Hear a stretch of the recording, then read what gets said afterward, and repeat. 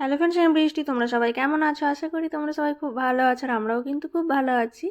আর বেটু টিফিন দিয়ে আজকে ব্লগটা স্টার্ট করছি। এখন বাজছে ওই 4:30 পৌনে 5টা। বেটুর ফ্রুটসে দিয়েছি স্ট্রবেরি, গ্রেপস সব কিছু। আর এখানে বেটুর জন্য আজকে না শুধু প্লেন রুটি বানিয়ে দিচ্ছি। মানে আসলে কোনো কিছু কালকে রেডি করা ছিল না, তো আমি ভাবলাম ওকে প্লেন রুটি এরকম ঘি বুলিয়ে দিয়ে আর দই দিয়ে তো ও খেয়ে নেয়।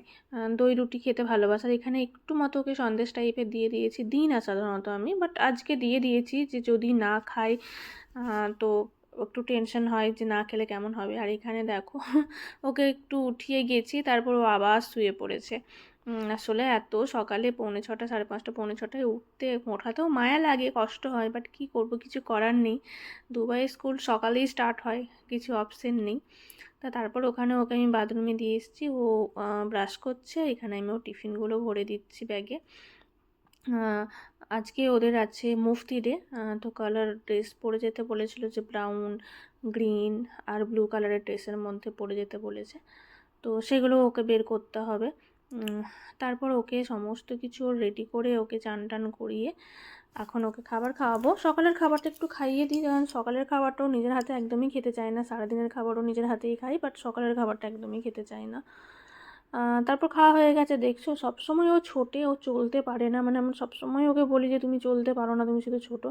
তারপরে এখানে ওকে এরকম ব্লু কালারের এই একটা চিপ অ্যান্ডেলের ডেনিম শার্ট পরিয়ে দিয়েছি। ব্লু কালারের আরও শার্ট ছিল, বাট খুঁজে পাওয়া যায়নি, তো আমি বললাম যে এটাই পরে যাক, নিচে যাবে তো এটা পরে করবে। আজকে ওদেরকে কিছু ডোনেট করতে হবে টাকা, তো একটা অ্যামাউন্ট বলে দিয়েছে, তার বেশিও দিতে পারে, তো সেটাও দিয়ে পাঠিয়েছি।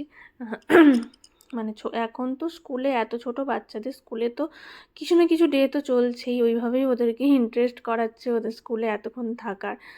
যেহেতু তোমরা জানোই যে এখানে ও যে স্কুলে যায়, সেই স্কুলটা সকালও 7টায় বেরোয় আর ঘর ঢুকে প্রায় ওই 2:40-45, পুরো সারাদিনের স্কুল।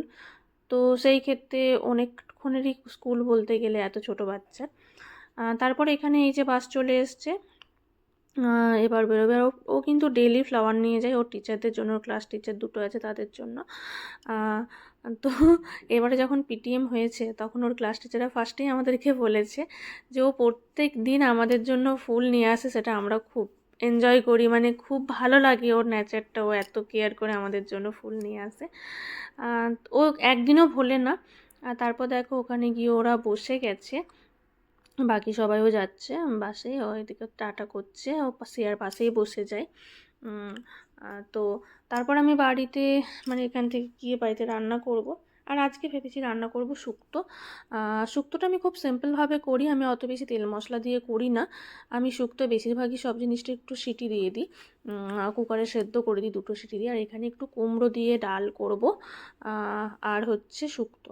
আর আমি সমস্তটা শুধু শুধু আমি বলতে গেলে মানে কিছুই ভাজি না, শুধু কাঁচকলাটা ভেজে নিই, ভেজে আর বড়িটা, বাকি আমি সমস্ত কিছু একটুখানি 2টো সিটি দিয়ে মশলা কষে করি।